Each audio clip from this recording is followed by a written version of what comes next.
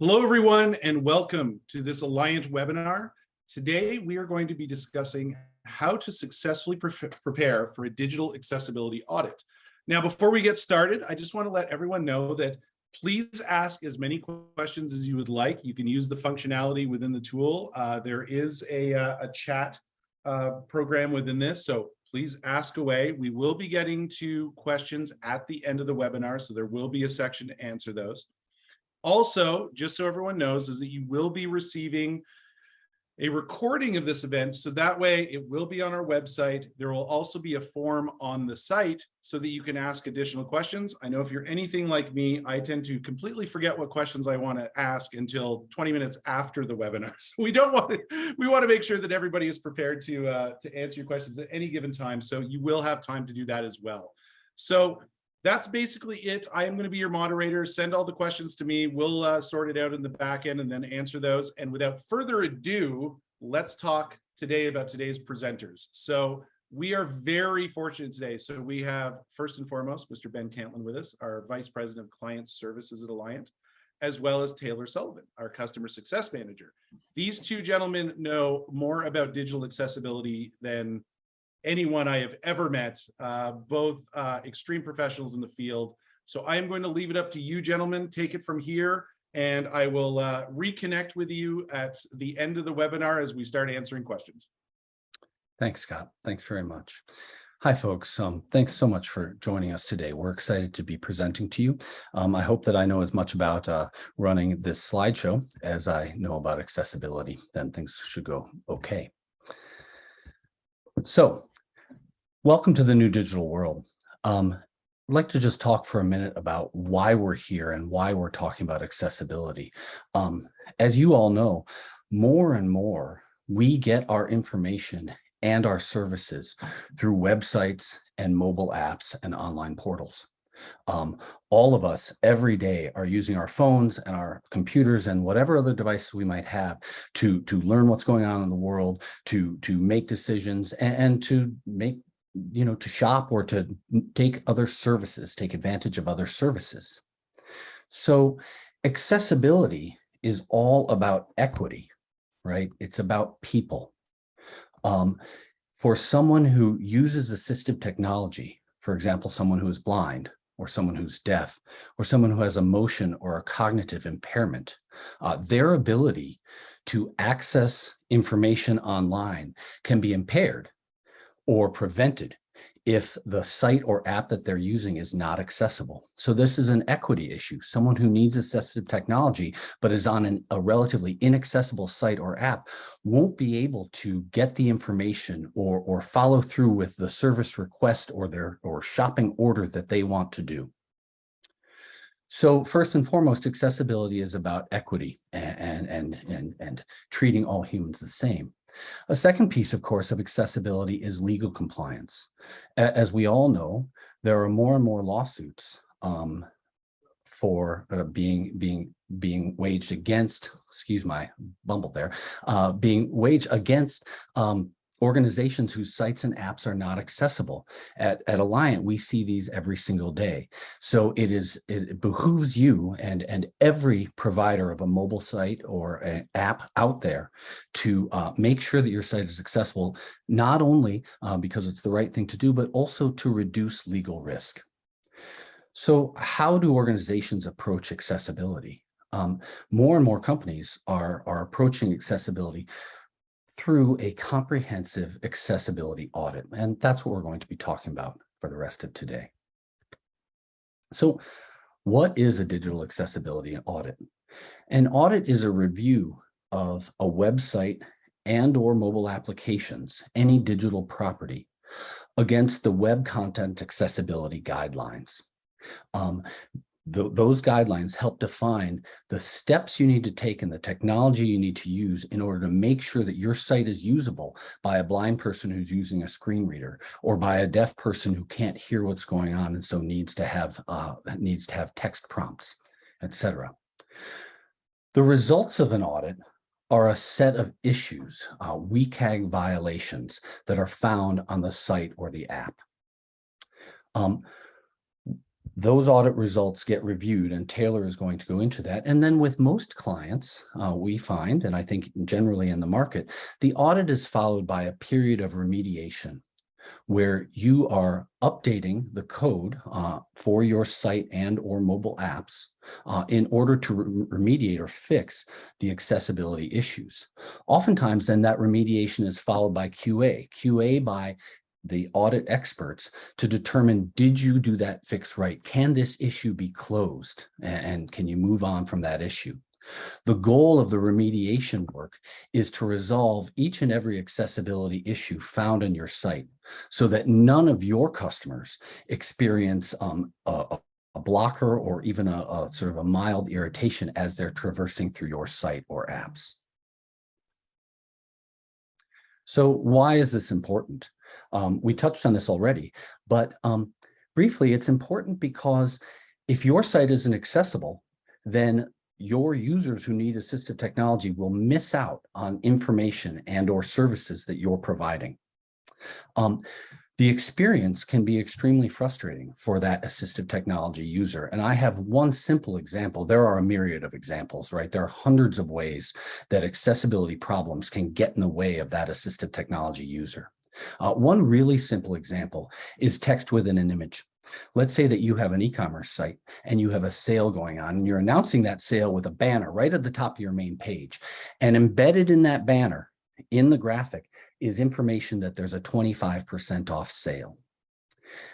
If that image is not properly tagged for a screen reader, no blind user will be able to see the information about that sale or know that there's that 25% discount going on. So that's just one simple example. And across sites and applications, we see many different ways that assistive technology users can get blocked. So what are the outcomes for your company of an accessible site? The first outcome that I already referred to is user frustration. It can be really, we work with a lot of blind folks. 9 of our auditing team are blind. And I know from talking with them that the experience of going to a site and knowing that there is content they can't access or a step that they can't take simply because that site is not properly designed for their screen reader is hugely frustrating. It gets in people's way. It may prevent them from getting a task done on your site. That then results in lost sales. It can also result in a harmed reputation. Folks talk, and if people find that your site is not usable, they're going to let their friends know. And then lastly, as previously mentioned, it can result in lawsuits. Every day, there are law firms who are trolling sites looking for accessibility issues. In some cases, there's a real caring of accessibility behind that. In many cases, those legal firms might simply be looking for a settlement. So they're not caring as much about whether or not your site is accessible, but about can they extract a settlement from you. So these are some of the reasons that digital accessibility is important. At this point, I'd like to hand over to Taylor, and Taylor is going to talk about the different kinds of audits and what that audit process looks like. Taylor, please take it away. Thanks, Ben. Yeah, so just to get started here, the different types of audits is an important element to consider as you proceed with your digital accessibility initiative. First, we have 3 of our more standard audits, which is going to include the desktop version for web, which is going to be your most traditional website audit. And then there's the responsive design for mobile web, and then also native mobile app audits. And when possible, the 4th option here is what we're going to encourage the most, is where we first complete a design review pre-development. So when appropriate with a site redesign or when you're launching a new site, this would be where we complete that audit of the design for the site. And then once you're in development and the site is completed, we would move forward with the full audit from there. Each of these audits do have a lot of considerations, and I'm going to talk through those more as we proceed. So it's really important from the very beginning to play an active role with your audit. So during the sales process, you will be presented with a scope for the audit. And we really encourage everyone to really thoroughly review that scope of pages. It's going to prove most successful if you are able to outline the most important pages for our team to audit. That's the first step of that is going to be identifying the core user path of the site. So you're going to want to include any page that must be interacted with in order for a visitor of your site to complete the core function of the site. So that's almost always going to include the home page. And then typically if it's an e-commerce site, it's going to be the checkout process and product pages. So really just those imperative pages of the site. And in addition to that, we look to consider any pages that include unique features or functionality. So anything that might be not covered in those core user path pages, you might want to consider including pages with that content as well. And then lastly, any frequently visited pages. So if there's any pages of your site that aren't the primary function, but still are something that's going to be visited often, that's going to be something good to include as well. So once you have that scope outlined, there's still quite a few other considerations that go into the planning of the audit that's going to impact the success. And one of the most important things is considering the timing of when you're going to complete the audit. So we do have kind of the best case scenario and worst case scenario outlined here. So the best case scenario, as I mentioned before, is going to be that design review. So the earliest we can get involved with avoiding any accessibility issues is going to prove the most successful. So if we're able to help establish kind of things for your team to watch out for during that design process, it'll help you avoid more issues down the road. And we have seen a significantly lower number of issues in audits that are completed following a design review than when we're proceeding from the beginning without that. And then the least ideal situation is going to be an audit that's conducted right before you redesign a site. So if you have us complete an audit and then shortly after you completely redesign the site, those audit results aren't going to be that useful for your team because they're going to address content and functionality that may no longer be on the site or just not applicable with the new redesign. So those are kind of the two extremes of it all. And most people are going to fall somewhere in between that. So really the true requirement is going to be that you have a website or a mobile platform to be audited. And from there, there's considerations like how often you're updating the site. So many sites are going to be frequently updated and receive changes on an ongoing basis. So that's something just to consider, you know, where your team is at with those changes and what might make sense for timing. Nearly all sites are going to have some form of WCAG violations that will require fixes to address accessibility issues. So anything in that realm is going to be a good candidate for an accessibility audit. And while there might be good and bad times to do the audit, not everybody's going to have the luxury to choose that timing. A lot of times you're going to be considering deadlines that are already in place, which might include a legal complaint that you're looking to address. And with that, so one of the most important things to plan for optimal outcomes is going to be communicating any deadlines, especially a legal complaint. So if you have an active legal complaint that you're working on addressing, you're going to want to let your accessibility vendor, like Allyant, know right away. That will allow them to review those complaints and prioritize them for your team. So as Ben mentioned, sometimes, unfortunately, with legal complaints, there are phishing campaigns. So you might have a legal complaint that's not even valid on your site. And by raising that to your accessibility vendor right away, they can help you kind of establish what does need to be taken care of right away. And if there are any that might not actually be a true issue.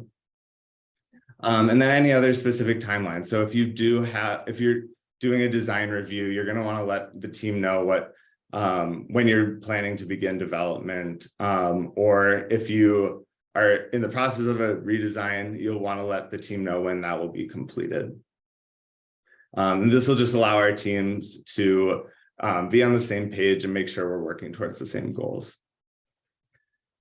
Before an audit begins, we will ask, and most every accessibility vendor would ask, that you remove any overlay tools such as Accessibility or UserWay. These tools are intended to provide accessible functionality for users with disabilities, but unfortunately they do typically prove to be not accessible, which means the people who it's intended to benefit for won't be able to access the functionality using a keyboard, a screen reader, or other assistive technology. So unfortunately, while they have a good intent, they do prove to be inaccessible, which is why you'd be asked to remove that before any audit does begin. And then from there, we'll just look to confirm what environment the audit should be conducted in. A lot of times it'll be in production. However, there are situations where it does benefit to be in a staging or development site as well. And with that, we'll need any login credentials, either for the environment or if there is a user login that needs to be completed, if you have specific login credentials that should be used. Yeah, so as I mentioned, that staging environment might be a good option if you do have a site that goes through frequent updates to provide that stable environment for the audit to be conducted in. So yeah, Ben, if you just want to jump to the next slide here. So having that stable environment will allow our team to provide you with the best results from the audit. If you're continuously changing things during the audit, then once we provide those results, they might not be accurate. It helps to avoid discrepancies and make the results that we provide clear for your team. Obviously, there's going to be situations where you might need to be updating content. So small content changes isn't going to be too much of an issue. And other changes that need to take place can definitely be worked around. You know, it's just important that you let our team know of what changes might be happening during that audit period. And then it's also important to consider that following the audit, the sooner you're going to be able to start working on the remediation of the issues identified is going to be better for your team. So anytime updates are being made on the site, it's creating the risk of new issues being created and the original issues identified either being no longer applicable or inaccurate. So if you're not able to start those that remediation process right following the audit, you just want to keep in mind that those results will unfortunately decay over time. And that's just something to keep in mind. And Ben will talk a little bit more later on about, you know, how you might see new issues coming up throughout the process and what that might look like. So with that, it's important to have a plan moving forward. So be ready when you're going to have these results and how you're going to proceed. And staying on track of any established timelines will just go smoother if you do have that plan. Once the audit results are provided, you can expect a couple different things. Any results should be provided in an accessible and easy to use format. At Allyant, we do have a hub where we present those issues for your team to access. But either way, it's just important that you and your whole team are able to review the results once they're provided. Within those results, you should expect a couple different things. Every issue identified should have a description and a recommended fix to give you an overview of that issue and then what needs to be completed in order to remediate the issue. In addition to those elements, it should also have resources available, such as knowledge-based articles that might have additional background for your team to consider. At Allyant, we provide in those knowledge-based articles often a alternative fix. So if the recommended fix included in the issue isn't going to work for your team, an alternative fix might be a better approach for you. Additionally, we would expect to have a screenshot to help identify your team where the issue is and how it needs to be addressed. Other relevant information includes affected users, so what type of disabilities are going to be impacted by the issue, impacted elements, so once again, helping your team to understand what part of the site is being impacted by the issue and the location of it on the site. So there's many different ways you can prioritize the issues once you do have these results. At Allyant, we have a 3-tiered approach at the issues identified. So everything is going to be categorized as either critical, serious, or warning, which we refer to as P1, P2, and P3.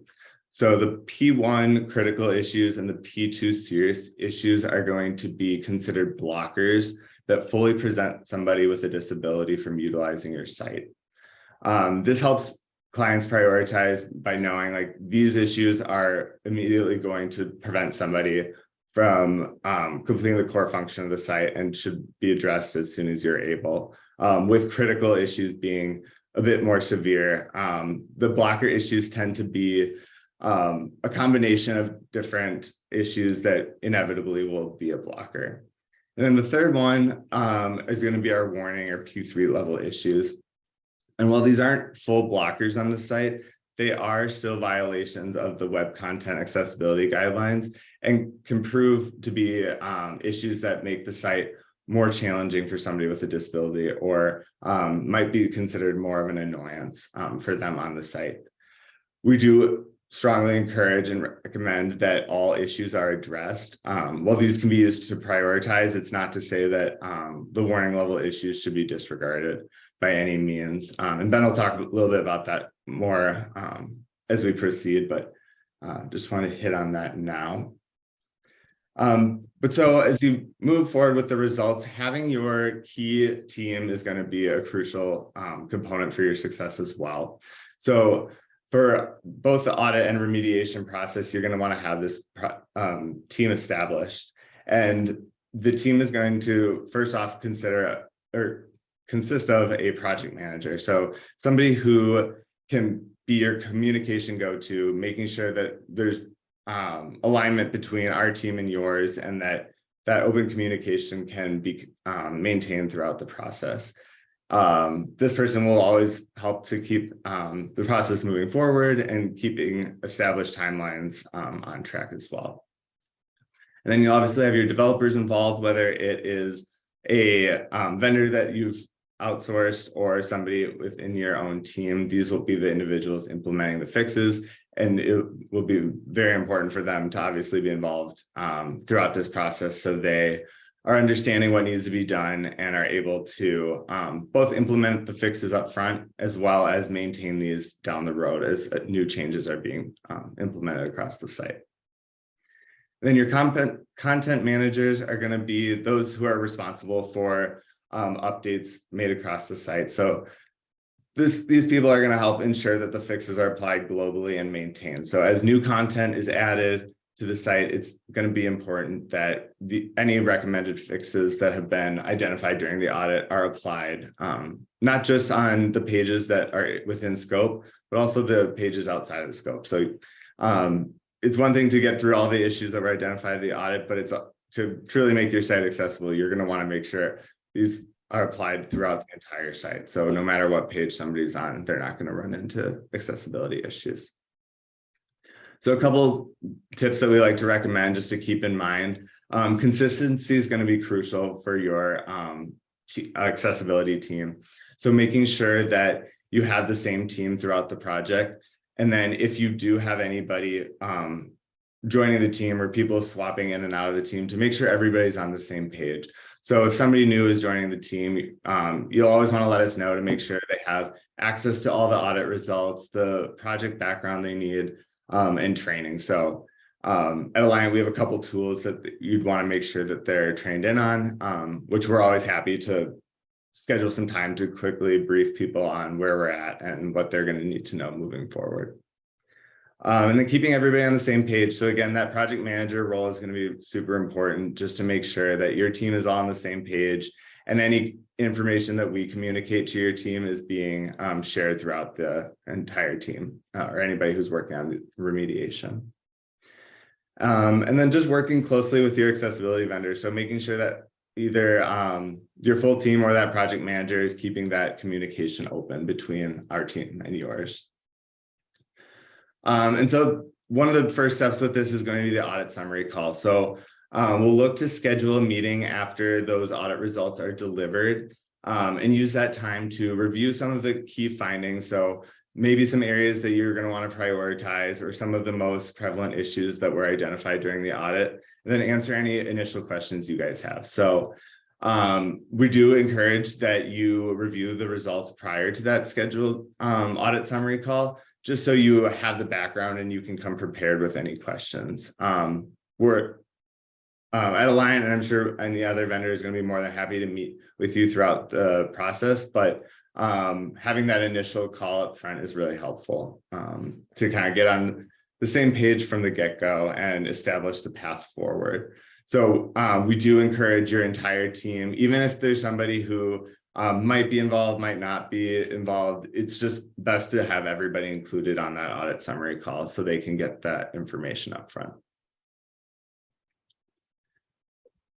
So, and then establishing the path forward, there's quite a few things to keep in mind. But first off, it's going to be, as I've mentioned, applying the fixes globally to the site. So not just focusing on the scope that was audited, but applying any fixes to the site and then maintaining those. So as the site's being updated, it's really important to continue with the learnings that you've had from the audit results and making sure you're not reverting and having new issues come up.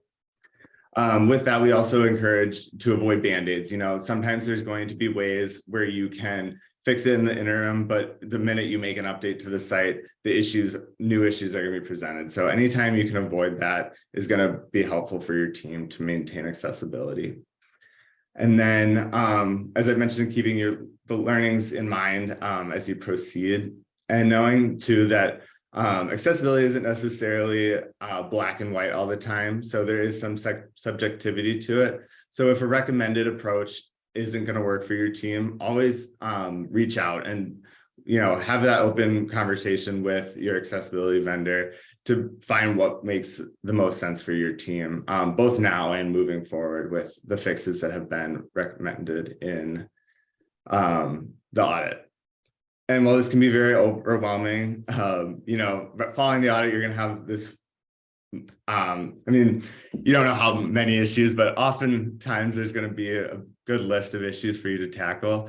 And it's just important to take it step by step. You know, we have a lot of different ways where you can prioritize these issues. And as long as you have a good team who's willing to put in the work and you have the support along with an accessibility vendor, it's nothing that you shouldn't be able to handle. So yeah, Ben is going to go through now some additional ways to prioritize and additional considerations for your team to keep in mind during the remediation process. Thanks very much, Taylor. So Taylor reviewed what the audit process looks like, really starting with scoping during sales, going through the audit itself and on into remediation. I'd like to talk, as Taylor mentioned, about a few outcomes and things to think about as you are conducting the remediation and QA work. The first one is defensibility versus risk. So Taylor, a few minutes ago, described how we categorize issues as critical, serious, and warning, P1, P2, and P3. Oftentimes, clients will attack those P1 and P2 issues first, work to fix those first, because those are the complete blockers. They prevent someone from taking a step on your site. So those need to be resolved, both so that all users can effectively and successfully use your site, and also so that your site is defensible from an accessibility perspective, so that you can say, yes, each step along the way, all the way through checkout and the review they can leave after the checkout, every step of the way is accessible for all users, regardless of assistive technology that they're using. However, it's also critical to address those P3 or warning issues. Now, the P3 issues do not prevent a user from using your site. As Taylor mentioned, they tend to be more irritating. Maybe a link gets read out twice. So that's okay, right? It's still workable, but it's irritating. It's not a great user experience. The problem, though, with those P2 issues, and the thing to really keep in mind, P3 issues, is that those warning level or P3 issues are the easiest to find with scanning tools. So they are the most commonly found issues when, for example, a law firm uses a scanning tool on your site to determine how accessible your site is and if they might want to serve you with a demand letter. So one example that I'm sure you all are aware of in the public domain is the Wave tool.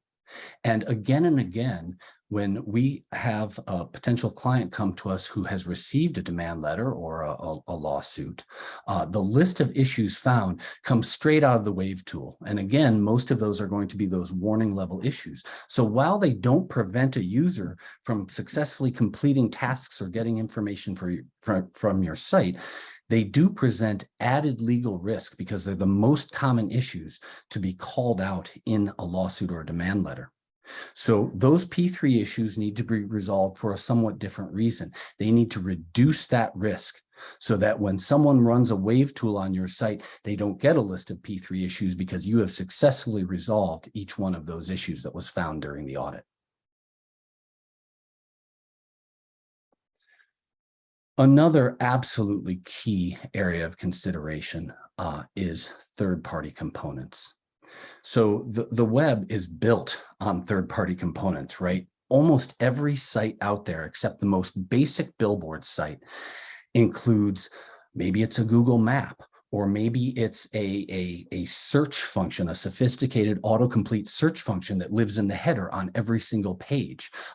Checkout systems are often third-party, et cetera. So almost every site has third-party components, and that's how the web is built, and that's fantastic. Except that third-party components introduce accessibility risk for you because those components may have accessibility issues that you are not able to resolve. You do not control the code typically for that third-party component that you have purchased, and therefore you can't update the code and fix those accessibility issues. So when we audit, we track which issues are associated with third-party components, and we mark issues as third-party component issues.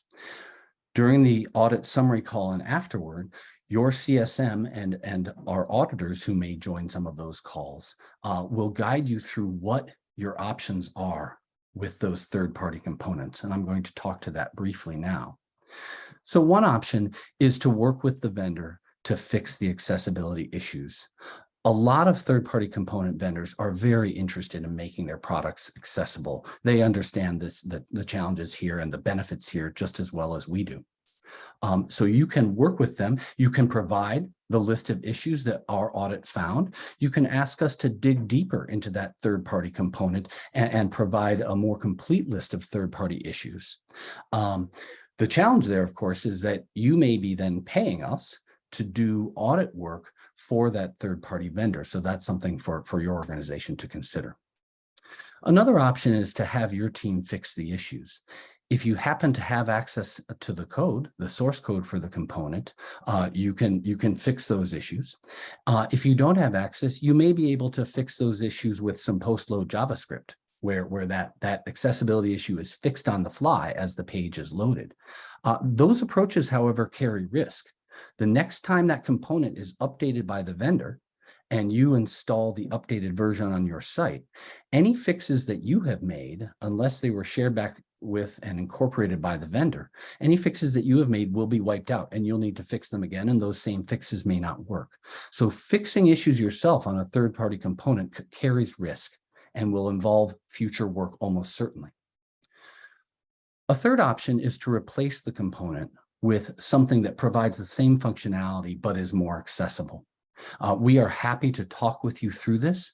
We have worked with some component vendors to help them make their components accessible, and so we are able in some cases to provide recommendations for accessible components or to talk through the pros and cons of various components with you. The fourth option that we see is to accept the risk that is introduced by the accessibility issues in the third-party component. That does mean that that risk will live on your site, and that a user may be blocked or a scanner may find those issues. But that is a fourth option for you to consider. So just to recap, because this is such an important piece, every site, almost every site, contains third-party components. They present an accessibility risk because they may have accessibility issues that you and your team are not able to resolve. And while the vendor may be willing to work with you to resolve those issues, their timeline and your timeline may not match. So there are a few ways that we address those third-party components, and we will talk with you about this repeatedly as we're working through your audit and remediation. So this is a toughie. Sometimes after the audit, new issues arise, and understandably, clients find this pretty upsetting. You know, we thought we had 200 issues and now you found 15 more issues. We weren't expecting that. We've made our plans and we've budgeted to resolve the known issues, and now there are more. That is upsetting for clients. We talk about this during the kickoff call, during the audit summary call, and beyond. In most cases, a few new issues are found somewhere along the lines, and I want to talk for a minute about why. One reason is that we run a walkthrough toward the end of your project, and that walkthrough, we really go back through and sort of re-audit those core user path pages. And that review will often find new issues, and there are several reasons why that's the case.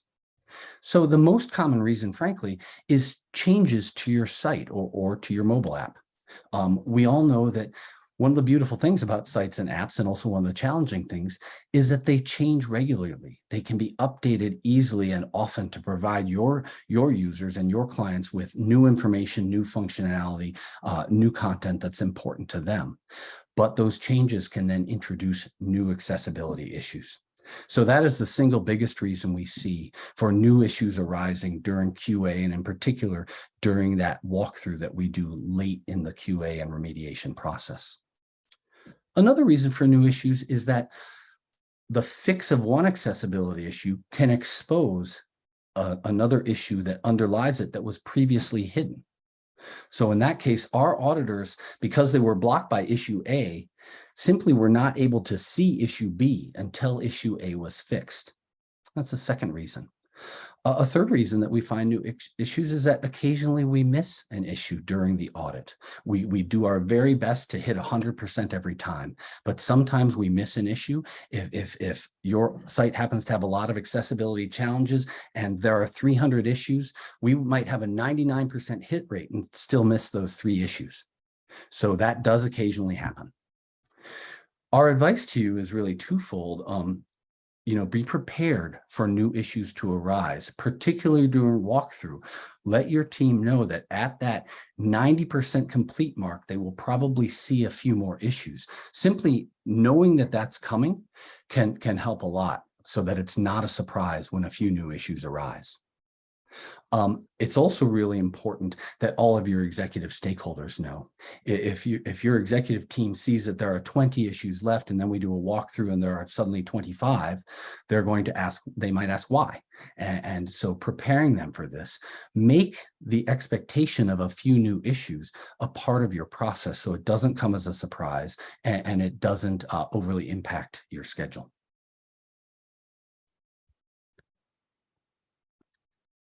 Lastly, I want to talk for a minute about maintaining compliance. As I just said, websites and mobile apps change on a regular basis, and those changes can very often introduce new accessibility issues. So how do you maintain the accessibility of your digital properties over time? So the first step is to use the audit and remediation experience as a learning experience. If your team retains that information they learned during the audit and the remediation, as they're building out new pages and new functionality, as they're adding new content, by paying attention to accessibility and using what they have learned, fewer or ideally no new WCAG violations will be created, as you create new content, new functions, and new pages. Another way to help maintain accessibility is to have us do mini audits along the way. So let's say you have an all new page or you're updating an important feature on your site. Schedule some time with us while that work is still in staging to audit your new functionality and give you feedback before that functionality goes live. That way you can make sure that that new page or that updated checkout or whatever it is that you've changed is accessible from the moment it goes live to your clients and customers. We offer periodic monitoring after remediation is complete, and we think that this is a wonderful way to maintain accessibility. With the monitoring approach, every so often, it might be quarterly, it might be semi-yearly, our auditors will go back to your site or your mobile apps and review the core user path, check for changes, check to make sure that it has stayed accessible. And from that, they will produce a new list of issues if any issues are found. This is a great way, as you're making minor changes along the way, to make sure that none of those minor changes have introduced a significant issue. And again, we typically see our clients requesting those monitoring sessions either quarterly or semi-yearly. If your site changes a lot, if you have continual content updates and you frequently update your functionality, then of course, more frequent, maybe quarterly monitoring makes sense. If your site is more stable, then semi-yearly or maybe even yearly, depending on the rate of change of your content and functionality, will make sense for you. Your CSM will be really happy to talk with you about that. And the experience that we gain in working with you through the audit and through the remediation help us understand your rate of change and help give you a tailored recommendation for how to best maintain accessibility over time. And Ben, can I actually just jump in here quick? Yes, sir. I'm gonna add a little to that and answer a question from Iggy in the chat. So you had asked about our automated and manual elements of our audits. So our audits are completely are completed by live user auditors. So we'll have 2 auditors on every audit. One will be a cited auditor and one will be a native screener auditor, who is an individual who's visually impaired and uses that assistive technology on a day-to-day basis. And the monitoring that Ben mentioned will also be conducted by live users. We do offer in our hub toolkit, a scanning tool. And while this won't capture every issue, this can be useful in between monitoring sessions. It will uncover a subset of accessibility issues, which will often be the most frequently seen issues included in legal complaints. So it can be a helpful way to catch some of those issues in between, but we do strongly encourage the full monitoring between audits just to make sure that you're getting that full scope of issues identified. That's great, Taylor. Thank you very much. And I'll just add a bit to that.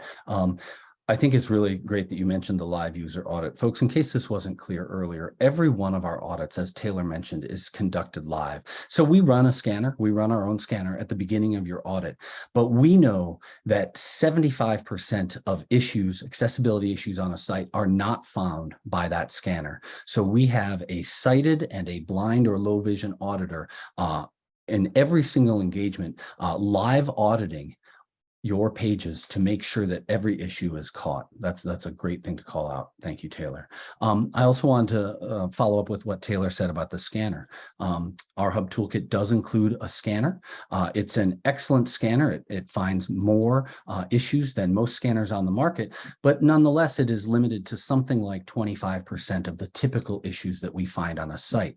A great way for you to use that scanner is as Taylor mentioned, along the way and between monitoring sessions, if you've made some changes to a page, maybe changed some content and the layout a little bit, run the scanner on that page. That'll quickly and easily help identify new issues, especially P3 or warning type issues that you may have generated by updating that page, and will help you then resolve those issues. The scanner, when it runs, creates issues in the hub that come complete with, as Taylor mentioned earlier, links to knowledge base articles, code fixes, other options, etc. Thank you for that, Taylor.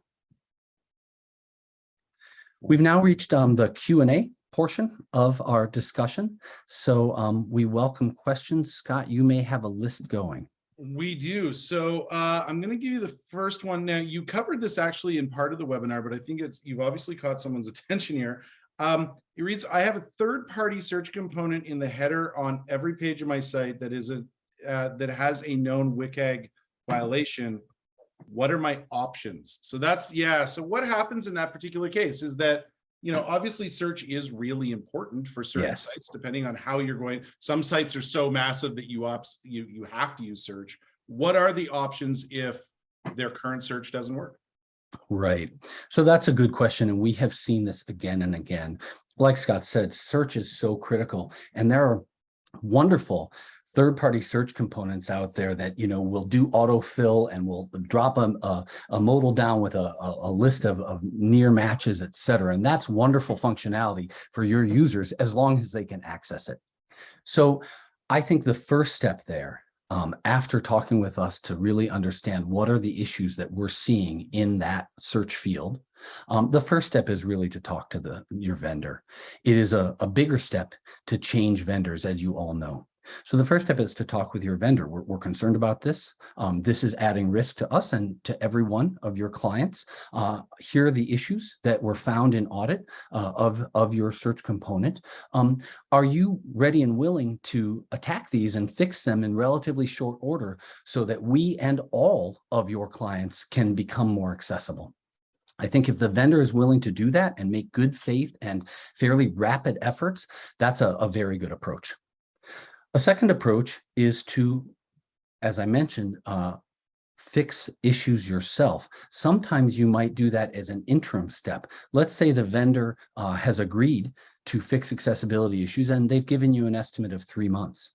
It might be possible for you to temporarily fix 1 or 2 key issues in that search to make it work better in the interim. Again, the risk of fixing by yourself is that fix can be overwritten by the next vendor's release. So you have to be very thoughtful and planful if you take that approach. A third approach, as I mentioned, is to change vendors. We are happy to work with you to talk about what particular components, in this case, search. What search components have we worked with? Have we audited any? What do we see out there in the market that is more or less accessible? It's not really our job to recommend a vendor. We want to be careful about that, but we can talk to you about our knowledge of the accessibility of different components. Another option is to remove that from your site. That can be a pretty painful option, depending on what the functionality is. And then the last option, as I mentioned, is to recognize and live with those accessibility issues, knowing that you cannot fix them yourselves. That does mean that risk will live on your site. And in that case, our recommendation would be that you continue working on how you're going to resolve that over time, not just let it sit there indefinitely. I hope that answers the question. It did for me. You're not my audience. I know. So no, but you made some really good points. Here's another one that's actually come in, and this has to do with some of the legal aspects of this. And look, we knew this was coming for sure. We see this a lot. It reads, I received a demand letter claiming that my site is inaccessible and threatening to sue me. What do I do? Now, great. I know that you mentioned, and look, I mean, how many of these do we get a week? We have a hotline on our website for people to be able to reach out to us in these particular cases. That's how prevalent this scenario is. But you guys have mentioned also that it's this can be, it can be a little weird, right? It's that we all know that, yes, there's very real issues that can happen, and there is very real legal consequences that can happen. We also know that, we see a handful of bogus claims as well. And just, you mentioned it's kind of a phishing, social engineering kind of side of things where it really has become almost like this underground cottage industry of kind of scamming people at times too. And you have to be careful of that. So what do people do in this particular case? That's a great question. And thank you, whoever asked that question. And thanks, Scott. We have a great process there. We have a legal team that is made up of a group of our auditors who have, they're not lawyers, I need to be clear, but they have more experience in the legal field and specifically around legal issues and connected to accessibility issues. That team is headed up by Aaron Page. He's one of our most senior auditors. He's our director of accessibility, and he himself is blind. The best approach that we have found for addressing demand letters is what we call a rebuttal report. And here's how that works. For a rebuttal report, we will do an audit of your site. It is critical that we run an audit of your site so that we know the reality of the accessibility issues on your site. And then we will compare the issues that we found in our audit to the issues called out in that demand letter. Many times we can rebut or disprove most or even all of those issues. Sometimes it would be a joke if it weren't so serious. Sometimes we get demand letters that are very clearly just a form letter that was sent to multiple organizations. And the issues that were found are sort of generic issues and turn out not to be true. So typically in a rebuttal report, the most common case is that we find that many of the issues listed are not a problem, are not, or even just totally invalid. And sometimes, most often, there are a couple of issues that are real. So of course, our advice there is tackle those issues first. Tackle the issues that are real, and then work with us to write that rebuttal letter, that rebuttal report, and send it to that law firm saying, you know, this demand letter is BS, essentially. We have found that has stopped an awful lot of demand letters before they could take further steps, because we're able to prove that they are largely or entirely incorrect. So I have another one here for you. Again, I know that this is, you know, somewhat of a hot topic, both even from, you know, call it legal perspectives of those things too. But this reads, I have a VP who's very married to the idea of continuing to use Accessibility. Is there more information on concerns around overlays? And there sure is. And by the way, Taylor, please jump in at any time. I don't want to monopolize, but I will just start by saying that, yes, the National Federation for the Blind, I believe, released a report on the inadequacy of overlays and the problems that they generate for assistive technology users. I think that for that particular person who asked that question, we could provide some links to information online. And this is not, you know, information from us. This is industry information from sources that are not looking for your business. So National Federation for the Blind being one good example. There's a lot out there. There's been a lot of discussion of this in the industry and in the marketplace over the past year. So there's plenty of information to share with your VP about the problems with really any overlay tool. I think too, just to add to that, a lot of the features that they provide, such as contrast or magnification functionality, most browsers offer that already. So any individual who would look to utilize that probably already has methods through their browser for utilizing those tools. That's exactly right. And I'd like to follow that by saying that just like a scanner, an overlay tool typically manages the simplest issues. So a color contrast problem is a simple problem typically for your development team to fix.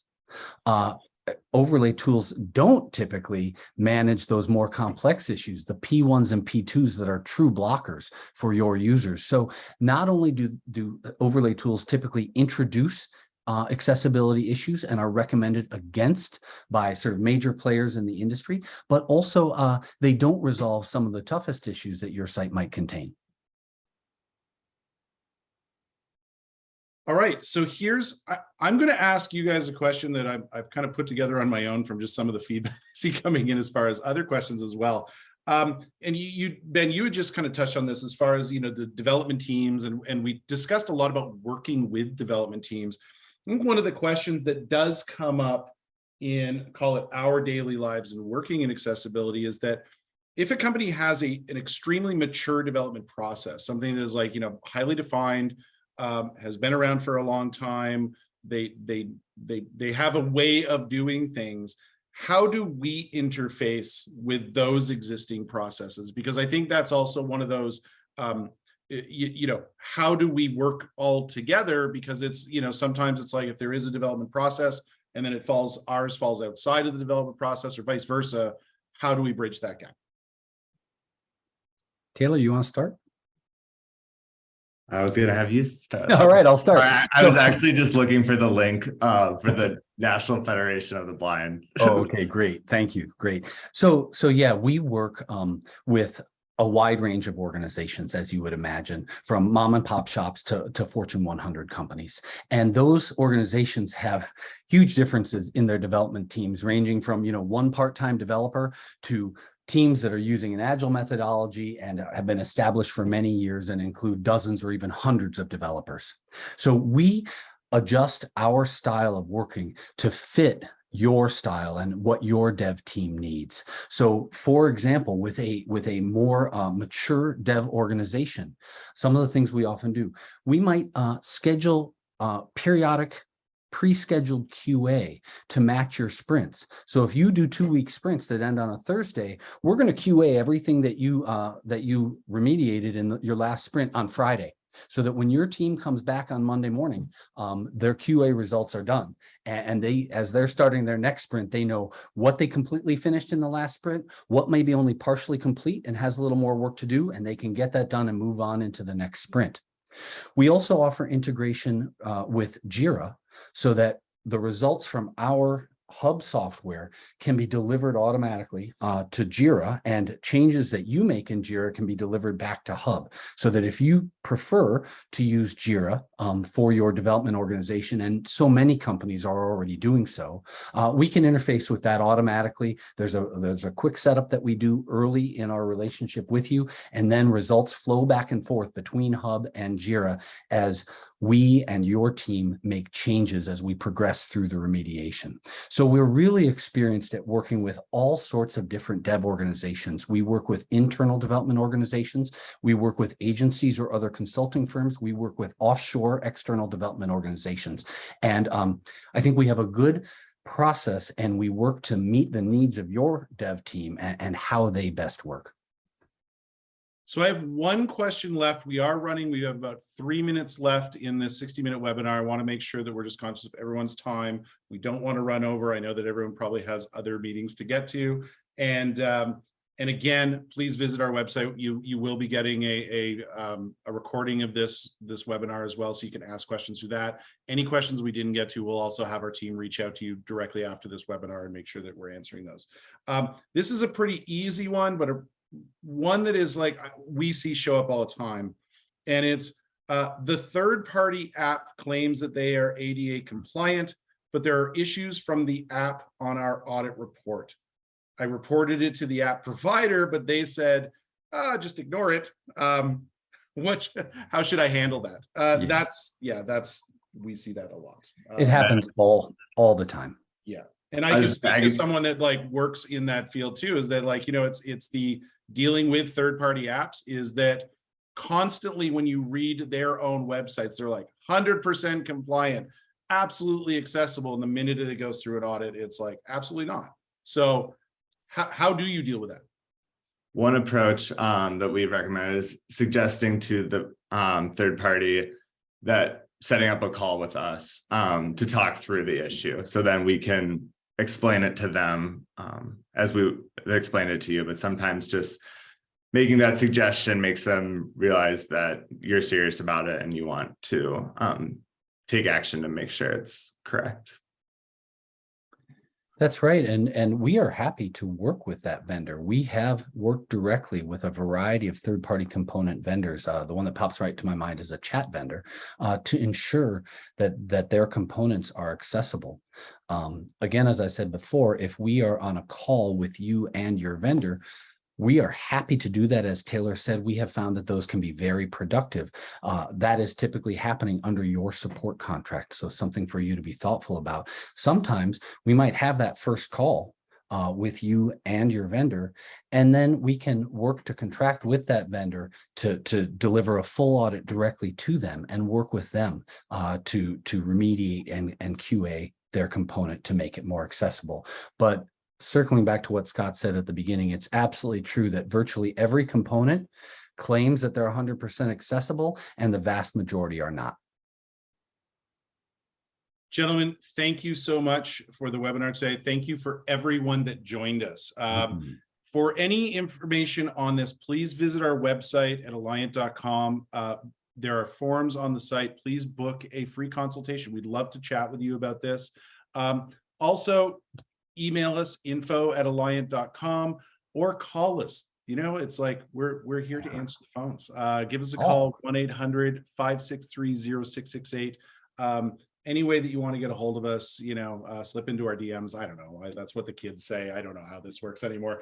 Any way you want to get a hold of us, check us on social as well. And yeah, absolutely. We're here to help with anything that anyone needs in all aspects of accessibility, obviously, not just even the digital component. There's everything from Braille printing to PDF accessibility to even big enterprise automation stuff that we do to help on all aspects of accessibility. So again, gentlemen, thank you very much. Thank you to our listening audience, and we will see you next time on the next Allyant webinar. Thanks so everyone. much.